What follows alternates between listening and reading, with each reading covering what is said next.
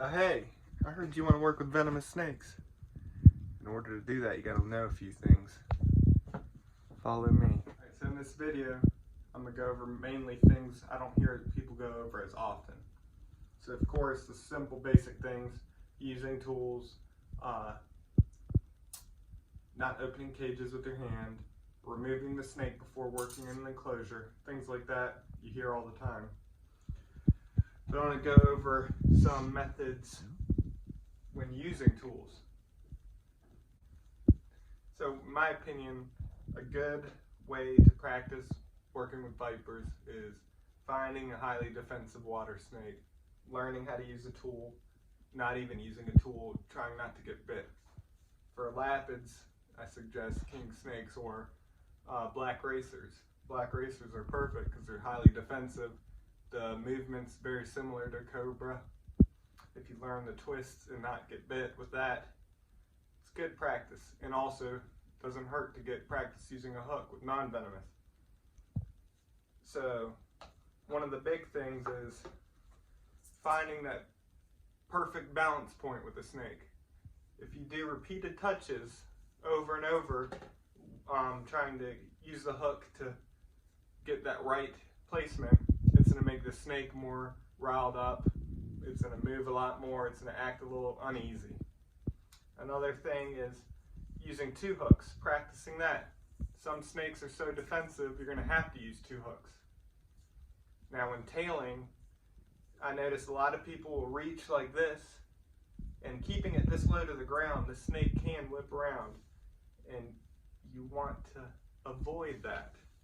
What I like to do is not only get the snake off the ground, but use a little barrier such as this. And I wait and I gently put my hand under that little barrier. If the snake reacts, you have time to, at least a little bit more time to move your hand. Another thing, if the snake starts bolting, you need to be prepared for anything and act calm. If you just snatch the snake when it's bolting, which is the first reaction, it's going to overreact. It can turn around and tag you. Not always, but it can do that if it wants, and you don't want that to happen.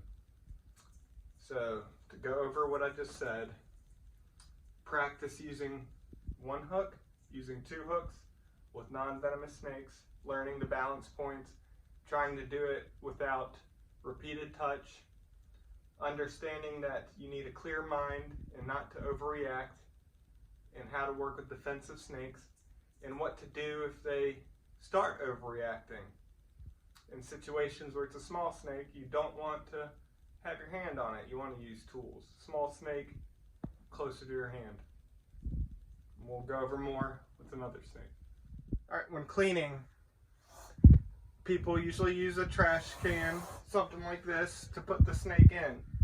And usually they have a regular lid, but for me, I like, first of all, put the snake in a lid like this where you can see through it.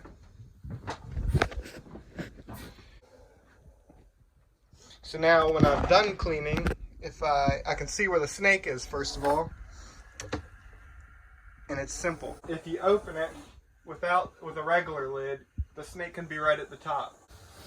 Another thing is, when working with mambas or snakes that tend to go up, if you put it in and there's half of it still on there, as you can see, this part's screwed down, the snake's trying to go up, that will block it. Much simpler to get the snake in. But something to know is,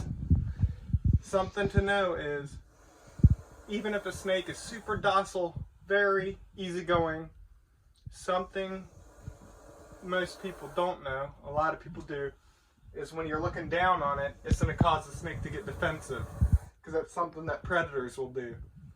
So your nicest snake, you're cleaning it, you got to expect sometimes when you open this, they're going to be defensive. You got to be aware of that.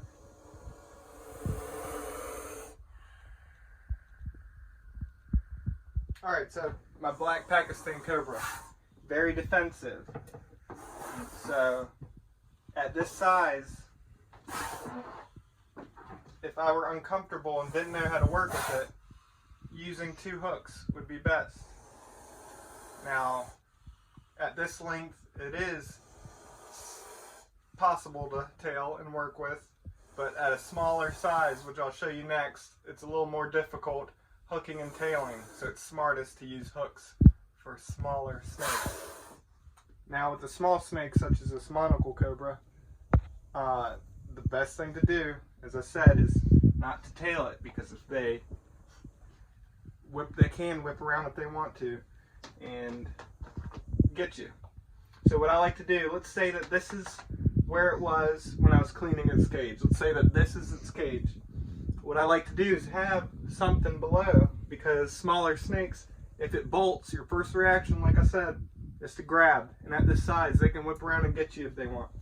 So I usually have things in place to be prepared. If the snake won't go in and falls out, I have something there to catch it, to contain it at least. This is just an example to show you. But here, lifting it up, putting it in, like I said, if it falls out, it can fall into somewhere else to be contained. Another thing is being aware of your hands and the hook, keeping the hook level with the ground. Let's say the snake's enclosure is up here. You're going to want to keep your hook level. A lot of mistakes people make are holding it like this, and people have been bitten because holding it at an angle, if the snake pops off the hook, it can slide down, and they've been bitten like that. So that's something to always be aware of, is making sure your hook is level with the ground, even. Another thing I wanted to mention is routine. So at work, we clean out enclosures in the morning and we feed in the evening. Now you'll see completely different behavior when doing that. Typically in the morning, they're just sitting there. Everything's smooth. In the evening, they usually have that feeding response. So it's nice to be aware of that. Also, I want to talk about different locations. So this snake, we'll see how it behaves, and I've mentioned it in other videos, that certain snakes can behave completely different in a new area. So it's still pretty calm right now, but sometimes you can take a snake that's very calm, take it to a different location, it can completely switch to being chaotic, crazy, and very defensive. Especially if you take things outside, you'll see the different behaviors in some snakes. So it's best to not just base it on how you see a snake in one location. So it's best to be aware of that. With venomous snakes, you got to be on your A game, because one mistake is all it takes. So I hope you enjoyed this video. If you did, leave a comment, like, share, subscribe.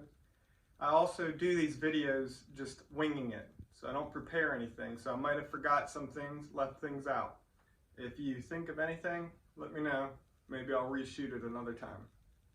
Thank you.